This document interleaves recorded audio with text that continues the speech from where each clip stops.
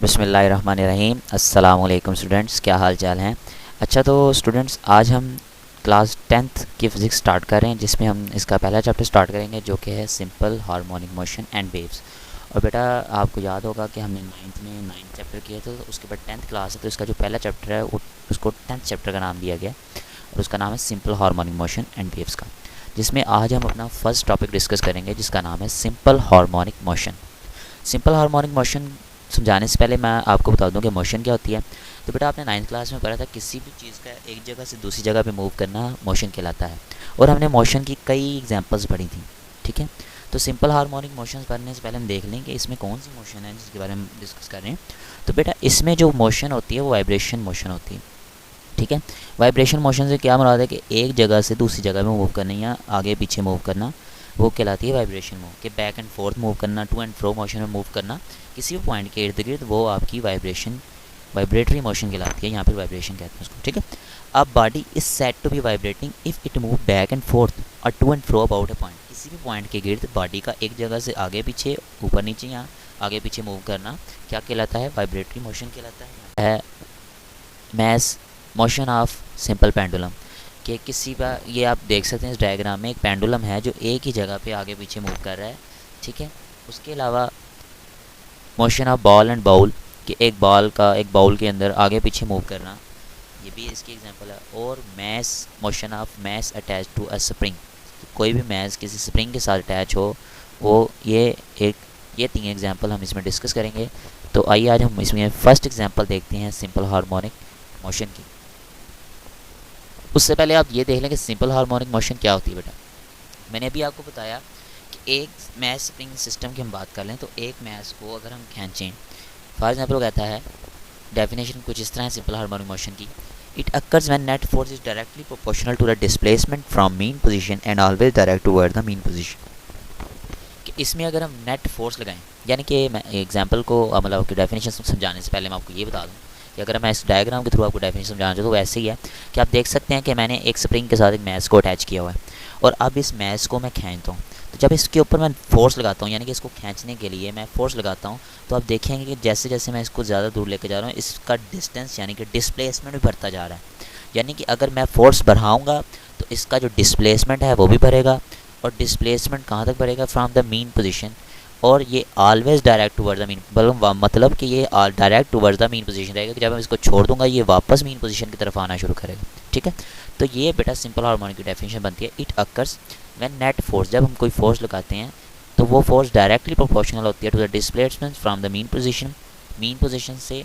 ठीक है, वो डायरेक्टली प्रोपोर्शनल होती है डिस्प्लेसमेंट के, कहाँ से? From the mean position, and always direct toward the mean position, और ये हमेशा towards the mean position he move करेगी उसके बाद, जब इसको हम छोड़ देंगे, क्योंकि हमने ये इसको ऑलरेडी पीछे एक अटैच किया हुआ है किसी चीज़ के साथ, किसी दीवार के साथ। तो ये जब इसी मोशन को हम क्या कहते हैं? Simple harmonic motion.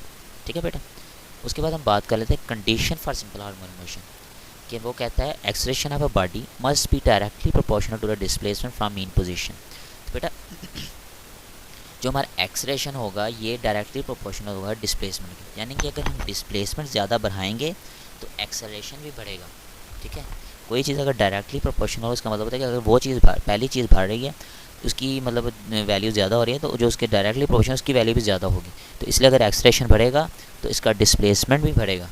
ठीक है बेटा, उसके बाद कहता है acceleration of body should be directed towards it's mean position. ठीक है, तो बेटा इसके बारे में मैं आपको जब हम डायग्राम के बारे में पढ़ेंगे, इसके बारे में आपको अभी नहीं बता रहा, इसके बारे में हम जब टॉपिक के अंदर ही थोड़ा आगे जाके इसके बारे में डिस्कस करते हैं, तब आपको इसकी थोड़ी अच्छी तरह से समझ आ जाएगी कि ये इस बात में क्या, इस लाइन में यानी इस कंडीशन में वो क्या बताना चाह रहा है। ठीक है बेटा, उसके बाद हम बात कर लेते हैं the system should be frictionless. ये जो सिस्टम है ये फ्रिक्शनलेस, मतलब इसमें फ्रिक्शन नहीं होगी, and body executing simple harmonic motion, और बॉडी जो एक्सिक्यूट करती है किसको? Simple harmonic motion. ये SHM को मैंने शॉर्ट फॉर्म दिया सिंपल हार्मोनिक मोशन की, एंड हैव इनर्शिया। और बेटा इसमें इनर्शिया होगा, मतलब हमने फर्स्ट लॉ ऑफ मोशन पढ़ा कि कोई बॉडी अगर किसी सीमत में मूव कर रही है तो वो मूव करती रहेगी जब तक उसके ऊपर कोई फोर्स एक्ट नहीं करती। इस तरह से जब हम इसके ऊपर भी फोर्स लगा देंगे, उसको छोड़ देंगे, तो ये इनर्शिया की वजह से मूव करती रहेगी, और इसमें रिस्टोरिंग फोर्स भी लगेगी। रिस्टोरिंग फोर्स क्या होती है वो बेटा मैं आपको आगे बताऊँगा, ये एक एक चीज़ आपको इससे आगे हम डिस्कस करेंगे, आप लेक्चर को ध्यान से सुनिएगा। ठीक है, चलें जी, बात कर लेते हैं हम first motion of mass attach to a spring, यानी कि सिंपल हार्मोनिक मोशन की जो पहली एग्जांपल है motion of mass attach to a spring, कि एक मैस को हमने एक स्प्रिंग के साथ अटैच किया और फिर हम इसको मोशन में चेंज करते, देखें क्या होता है। ये देखें, मेरे पास एक स्प्रिंग है जिसके ऊपर मैंने एक येलो कलर का बॉक्स लगाया, यानी कि एक मैस अटैच किया हुआ है। और आप देखेंगे जब इसको मैं खींचता हूँ तो इसके ऊपर मैंने एक नेट फोर्स लगाई है, यानी कि एक्सटर्नल फोर्स लगाई है। और एक्सटर्नल फोर्स लगाने की वजह से ये मैस का स्प्रिंग आगे को मूव किया है, राइट साइड को मूव कर रहा है। लेकिन आप देखेंगे जब मैं इसको खींचता हूँ तो इसका डिस्टेंस भी ज़्यादा हो जाता है, यानी कि इसका फासला भी बढ़ जाता है। और डिस्प्लेसमेंट और डिस्टेंस आपको पता है, जब एक ही स्ट्रेट डायरेक्शन में तो सेम ही होते हैं। तो जब हम इसको खींचेंगे तो इसमें क्या होगा बेटा, और हाँ ये हॉरिजॉन्टली है, ये वर्टिकली नहीं हो सकता, क्योंकि आप देख सकते हैं मैस का वेट डाउनवर्ड है और उसके ऊपर जो चीज़ जिसमें हमने मैस रखा हुआ है इसको अपवर्ड मूव कर रही है, यानी कि इसके ऊपर एक नॉर्मल रिएक्शन लग रहा है। ठीक है, तो इनका दोनों का रिएक्शन एक दूसरे को कट कर देगा, मतलब इसमें कोई हॉरिजॉन्टली मूव कर से वर्टिकली ये मूव नहीं करेंगे, क्योंकि फिर वर्टिकल इनका रिएक्शन होगा वो ज़ीरो हो जाएगा। ठीक है बेटा, तो अब हम बात कर लेते हैं कि जब इसको हॉरिजॉन्टली मूव करते हैं तो हुक्स लॉ भी हमें यही बताता है कि हुक्स लॉ में क्या होता है कि जब हम किसी चीज़ को, किसी बॉडी को किसी एक्सटर्नल फोर्स के साथ मूव करवाते हैं तो उसमें उसकी लेंथ इंक्रीज़ होती है, यानी कि उसकी लंबाई बढ़ जाती है। तो आप इस डायग्राम में देख रहे होंगे कि जब मैंने इस बॉक्स को एक्सटर्नल फोर्स लगा के खींचा तो आप देखेंगे कि इसमें क्या हुआ कि इसकी लेंथ इंक्रीज़ हुई, यानी कि इसका डिस्टेंस बढ़ गया। तो हुक्स लॉ भी हमें ये बताता है the external force applied on the spring, जब भी हम एक्सटर्नल फोर्स किसी स्प्रिंग पे लगाते हैं it is directly proportional to increase length, तो ये इसकी लेंथ के डायरेक्टली प्रोपोर्शनल होता है। ठीक है, ऑन द स्प्रिंग, जो स्प्रिंग है उसकी लेंथ के डायरेक्टली प्रोपोर्शनल, यानी कि उसकी लेंथ भी बढ़ जाएगी। अगर हम एक्सटर्नल फोर्स ज़्यादा लगाएंगे तो वो क्या होगी, इसकी लेंथ भी ज़्यादा बढ़ जाएगी। ठीक है बेटा, तो जो एक्सटर्नल फोर्स है इसका मतलब डायरेक्टली प्रोपोर्शनल है हमारे डिस्प्लेसमेंट के। इधर हमने डिस्प्लेसमेंट डिस्टेंस को एक्स से डिनोट किया बेटा। ठीक है, तो मैं कह रहा हूँ जो हमारी एक्सटर्नल फोर्स है वो डायरेक्टली प्रोपोर्शनल किसके हो जाएगी, एक्स के। और आप जानते हैं हम कि जब हमने डायरेक्ट प्रोपोर्शनल का साइन खत्म करना तो वहाँ पे हम कांस्टेंट यूज़ कर रहे हैं, तो यहाँ पे हम एफ एक्सटर्नल इक्वल टू के एक्स करेंगे। के एक्स क्या है बेटा, के एक्स यहाँ पे स्प्रिंग कांस्टेंट है।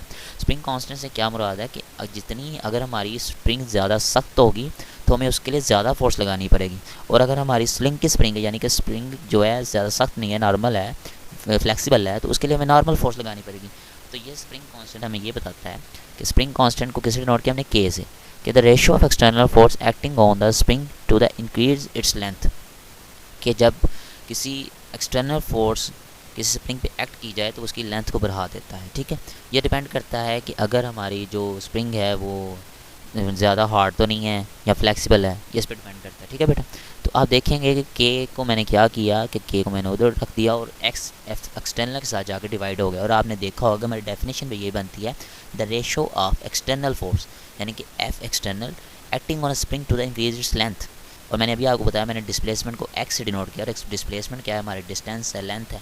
तो ये क्या होगा जी, ratio external force acting on a spring to the increase length. तो बेटा आप जानते हैं फोर्स का क्या यूनिट होता है, न्यूटन, जिसको हम एन से डिनोट करते हैं, और एक्स हमारा यहाँ पे क्या है, डिस्टेंस, जिसको हम मीटर से डिनोट करते हैं।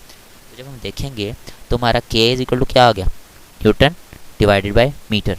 तो अगर मैं मीटर को उठा के ऊपर ले जाऊँ तो ये बनेगा यूनिट ऑफ स्प्रिंग कांस्टेंट बनेगा न्यूटन पर मीटर। ठीक है बेटा, नेक्स्ट हम बात कर लेते हैं रीस्टोरिंग फोर्स की। मैंने भी आपको कंडीशन में बताया था कि इसमें फ्रिक्शन लेस होगी, ये एग्जीक्यूट करेगी सिंपल हार्मोनिक मोशन को, और उसके अलावा इसमें इनर्शिया भी मौजूद होगा और इसमें एक रिस्टोरिंग फोर्स भी एक्ट करेगी। रिस्टोरिंग फोर्स बताने से पहले मैं आपको एग्जांपल बता देता हूँ बेटा। ये देखिए, आप देखेंगे कि जब मैं इस स्प्रिंग को खींचता हूँ तो मैंने इस पर एक फोर्स लगाई है। ठीक है, तो ये जो इसको आगे से पीछे से लेके आगे लेके जाने तक मैंने इस पर जो फोर्स लगाई है, या मैं इसको प्रेस करने के लिए जो फोर्स लगाऊंगा, ये मेरी कौन सी फोर्स होगी, रिस्टोरिंग फोर्स होगी।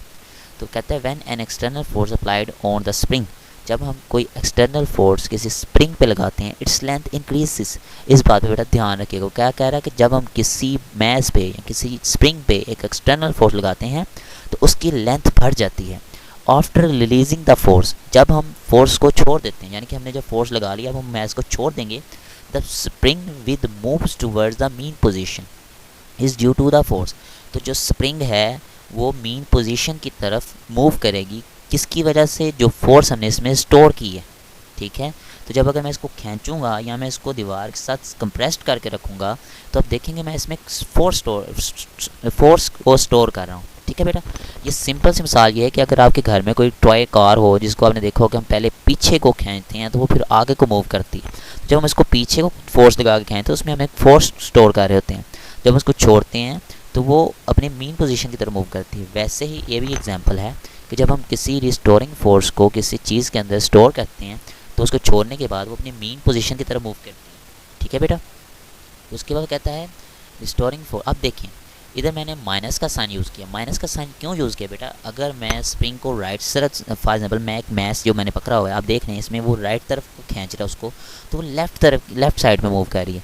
इसका क्या मतलब है कि जिस तरह हमारी चीज़ की मोशन है उसकी ऑपोजिट साइड पर उसकी डायरेक्शन है, तो ये नेगेटिव साइन उसकी ऑपोजिट साइड ऑपोजिट डायरेक्शन को शो करता है। ठीक है बेटा।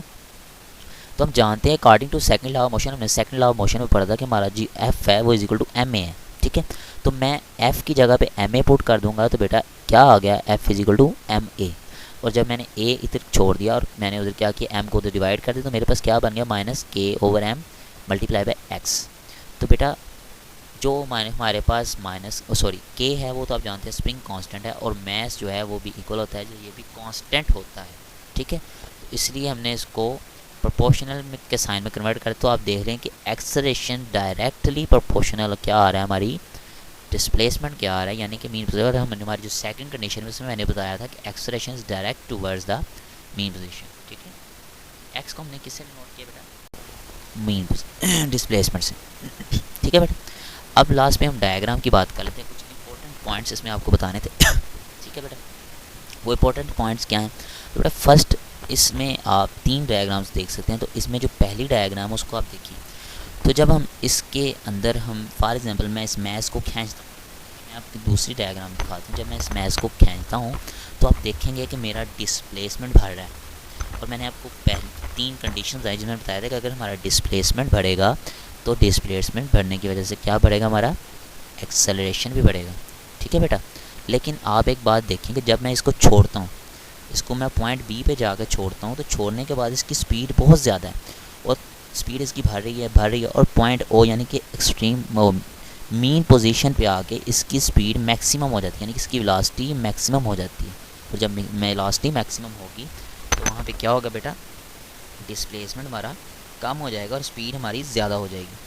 तो इस सिंपल हार्मोनिक मोशन की एग्जांपल में हमें यही बताता है कि जब हम मैस को आगे की तरफ मूव करते हैं तो इसमें वेलोसिटी जो है वो कम हो जाती है, डिस्प्लेसमेंट बढ़ जाता है। लेकिन जब हम इसको छोड़ते हैं, यानी कि जब ये मीन पोजीशन पे आ जाता है, तो इसकी जो वेलोसिटी है वो इंक्रीज़ हो जाती है और वापस मीन पोजीशन से जब ये एक्सट्रीम पोजीशन यानी कि सी पॉइंट पे जा रहा है, आप देख रहे हैं ये पॉइंट सी पे जा रहा है, तो वहाँ पे इसकी वेलोसिटी भी ज़ीरो हो जाती है और डिस्प्लेसमेंट भी कम हो जाता है। ठीक है बेटा।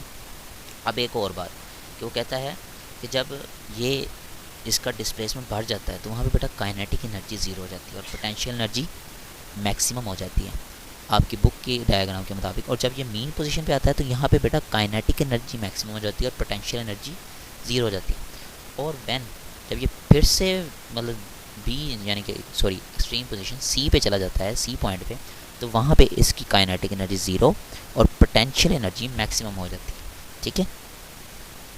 ये इसकी मैस स्प्रिंग सिस्टम की डिफरेंस है। तो उम्मीद करता हूँ बेटा आपको इस लेक्चर की समझ। और आखिरी बात बेटा, अगर आप इसका क्या कहते हैं, ये बात आप नोट कर लीजिएगा कि अगर आप इसका टाइम पीरियड फाइंड करना चाहते हैं कि ये मैं जो हमने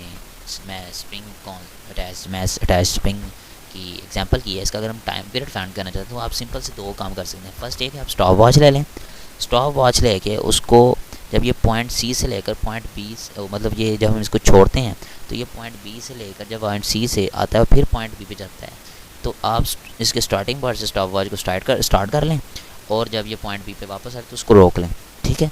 नहीं तो इसका एक और फार्मूला था जो आपकी बुक पे लिखा हुआ है, T is equal to 2 pi square m over k. इस फार्मूले से भी बेटा आप टाइम पीरियड फाइंड कर सकते हैं। आपको बस क्या चाहिए, मैस की वैल्यू चाहिए और स्प्रिंग कांस्टेंट की वैल्यू चाहिए।